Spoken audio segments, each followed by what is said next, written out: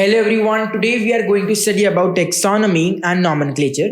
Now this is the second video of our chapter, The Living World.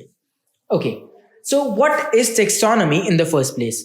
So taxonomy is a branch of science that deals with the principles and procedures of identification, nomenclature and classification. Okay, so we have to understand and learn this definition in this way. So it's a branch of science that deals with the principles and procedures of identification, nomenclature and classification. Okay, great. So now let's think about taxonomy this way. A long time ago, we got a data from IUCN. What it is? It is basically the International Union of Conservation of Nature and Natural Resources. So it came out that around 1.7 to 1.8 million species. So 1.7 to 1.8 million species are there on the entire earth. So this roughly translates to 17 to 18 lakh species. Now the point is, when we are asked to study these species, it is really difficult to understand them without the presence of a proper system. Now, like, what if a proper organism is already studied but documentation was not done? And now you will ask that what is basically the need? Okay, so what is the need to study all of these in the first place? And the answer is, it will help us understand the extinct and endangered species. Also, it will make us aware about the properties of organisms. Let's say there is an organism which has anti-cancerous enzymes, or there is an enzyme that makes evolution easier. Now, I'm sure most of the scientists in this world would want to know about these types of enzymes, right? And all of these questions can be answered by taxonomy. Okay, so to escape all the confusion and study the circle of diversity, we need a system, and that system is taxonomy. In taxonomy, whenever we find a new species or a new organism, we can easily identify them and give them names and classify them according to the previously classified creatures. Now, in taxonomy, many scientists for many years didn't consider the fact of evolutionary relationships. Okay, so which gives rise to a new system which is called systematics. Now, with the advancement in evolutionary relationship, things became more and more clear. For example, why there was a need for flagellated sperms in certain aquatic animals, or why certain animals had tails and certain did not. Now, this made classification, so the evolutionary relationships made classification much easier and a lot better.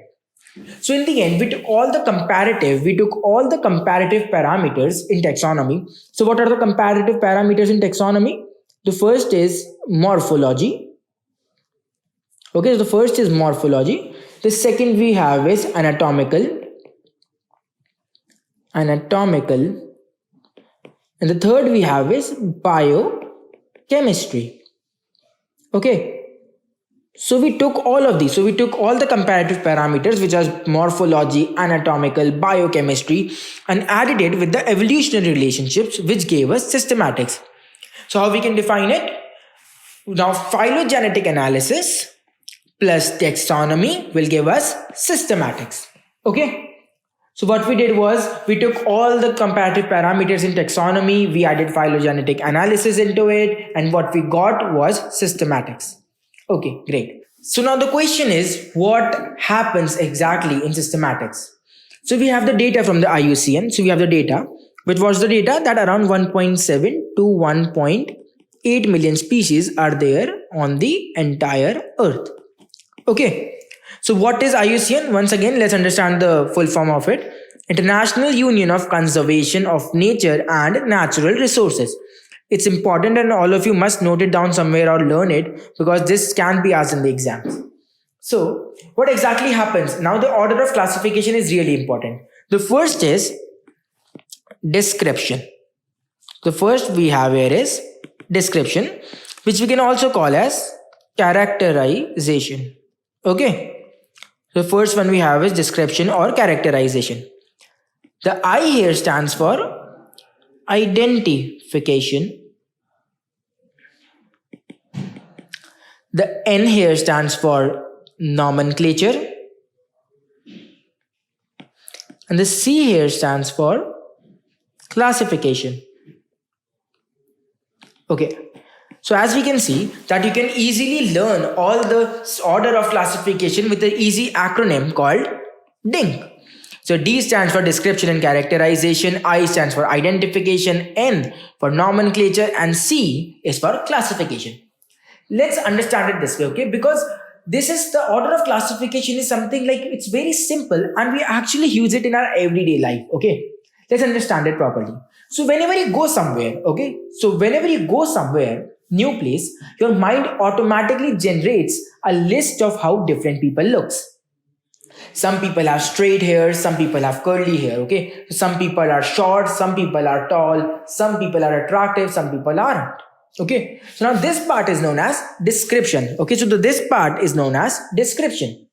Then we try to recall and compare them with other people we have already seen, and hence this process is called identification. After all of these things which are done by our brain subconsciously, we go ahead and ask what is their name. Now this is called nomenclature. After we got a name for them, that is nomenclature. Then we classify them and group them as either friends, toppers, maybe nerds, maybe something else, okay, acquaintances, whatever it could be. Now this last part is called classification. Now let's come to the nomenclature. And there are certain rules that are fixed by naming. Now these rules are not given by me, these rules are not given by you. Okay, so these rules are given by different organizations. Okay, so if we are going to name any plant or any botanical creature, the rules we are going to follow are given by International Code of Botanical Nomenclature, which is also called the ICBN. For any animal, we have the codes from International Code of Zoological Nomenclature, which is ICZN. For naming any bacteria, we have the International Code of Nomenclature of Bacteria, which is the ICNB.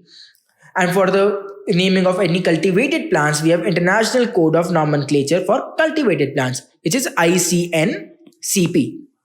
Now, all of you to please understand that a lot of students actually make mistakes here and here, okay? So they always confuse the botanical nomenclature with the nomenclature of bacteria. So please keep note that the ICBN, okay, so BN here is for the botanical nomenclature and NB here is for the nomenclature of bacteria, okay. So this is very important and all of you must understand and do not make a mistake here in any exam, okay.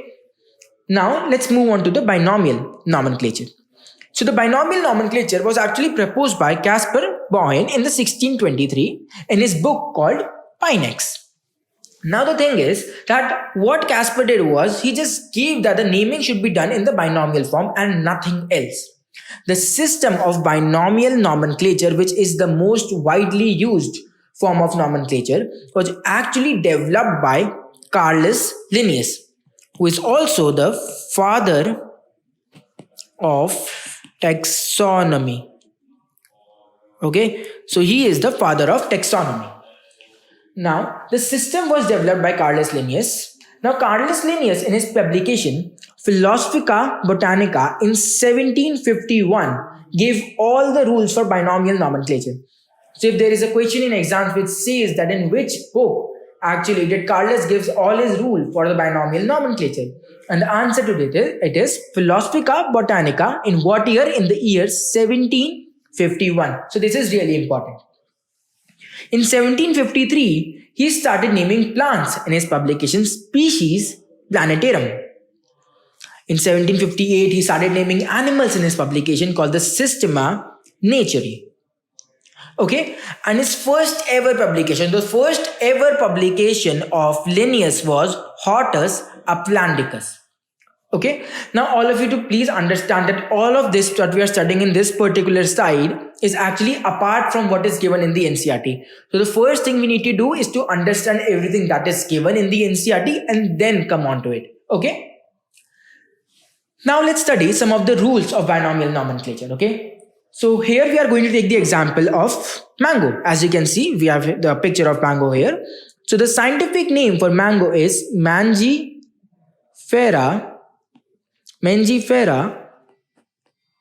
indica. Okay. Now the first rule we have is that the name should be in Latin or the name should be Latinized. Name should be Latin or Latinized. Now you all must be thinking, why Latin? Okay, so why Latin must be a question for all of you. Now the answer to this is that because it is a dead language. In today's date, no one reads or speaks in this language. Therefore, there will be no conflict between people that if the name should be in Hindi, English, or their own native language. Also, new words are being added in the language. As you must have seen, in English especially, you must have seen that new words are added every year in the dictionary and everywhere else. And there are new acronyms, there are new slangs people are using every day. This creates a problem. But in Latin language, this issue is basically eliminated because Latin is a static language. Okay, so basically Latin is a static language. Now, the second rule we have here is that the name should be of two words. Okay, so the first word is genus, and the second part of it is specific epithet. Okay, now genus tells us the classification. Okay, so genus tells us the classification. Genus tells us the classification, while the specific epithet tells us from where it belongs or some special feature about the living being. Like here we have indica, which is the specific epithet of Mangifera indica. Okay, so this is the specific epithet part. Now here indica means India.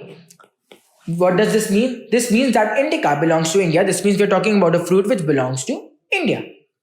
So the third rule we have here is that whenever written by hand, so whenever we are writing these scientific names by hand, they need to be separately underlined. Okay, so they need to be separately underlined. And whenever they are printed, they should be in italics. So whenever they're handwritten, they should be separately underlined, as you can see up here. And whenever they are printed, they should be in italics. Okay. And the fourth rule is that the first alphabet of genus should be in uppercase. And the first alphabet of specific epithet should be in lowercase. As you can see in our example, Mangifera indica, here M is in capital, which is the first alphabet of genus. While indica, the first letter of indica, which is I, is in lowercase. So this is perfectly written. Now, the fifth rule we have is genus plus specific epithet plus scientific name. Okay. So what does this mean? That whenever we are writing scientific names, other than the genus and specific epithet, one more thing must be written. And what is it? It is the name of the scientist who discovered it. So it is always written in short form followed by a dot. For example, Mangifera indica, it was given by Carolus Linnaeus. So we will write Lin, and we will also follow it by a dot. Okay, so we have genus plus specific epithet plus scientist name. Now all of us must understand that now genus and specific epithet, the genus and the specific epithet, these should be always underlined. Why? Because they are in the Latin language.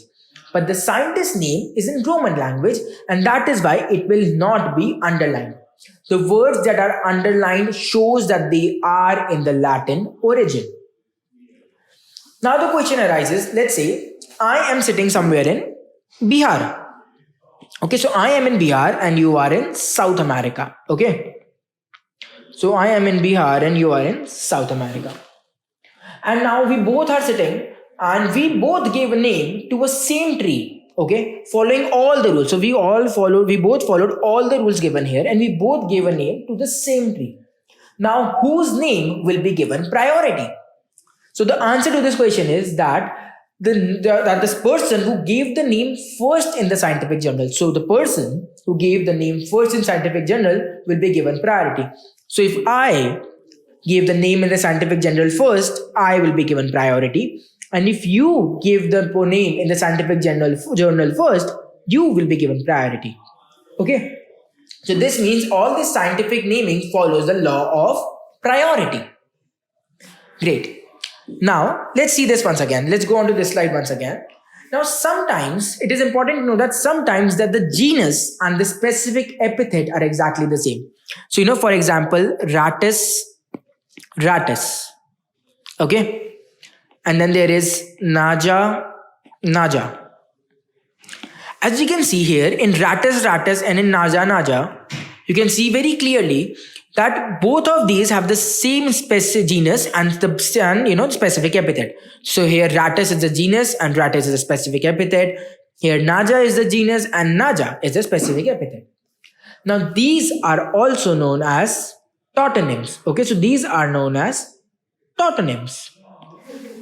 Now it is very important to understand that tautonyms are allowed in zoological nomenclature, but tautonyms are not allowed in botanical nomenclature.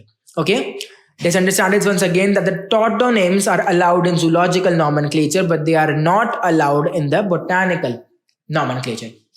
Okay, great. Now let's move on to the question.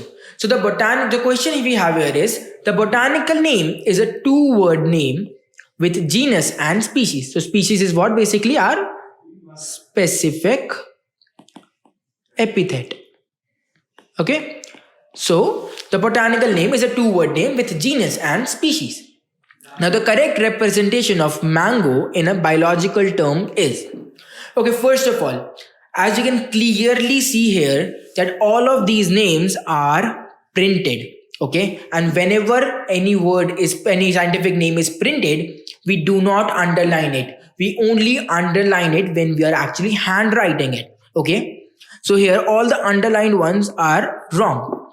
And even so, whenever we are handwriting it, we will always underline them differently, okay, separately. So if I was actually writing the name of mango, which is the Mangifera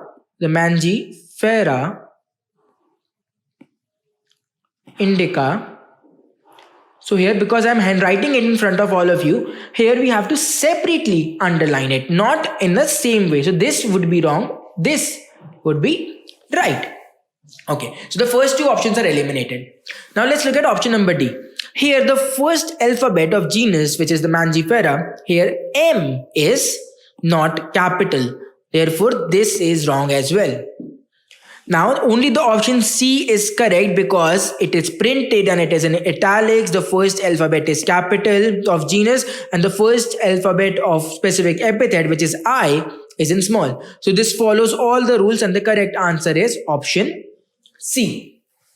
Great. Now with this we have come to the end of the second video and I hope all of you have understand about the taxonomy and nomenclature from the chapter The Living World. Now to understand it better and to revise all of it, I would really recommend you to check out the notes that we have on our EduRev app. So you can go and check out the notes to have a complete revision of what we have learned till now. This will help you a lot in the future videos. Thank you so much all for watching. Hope to see you in the next video.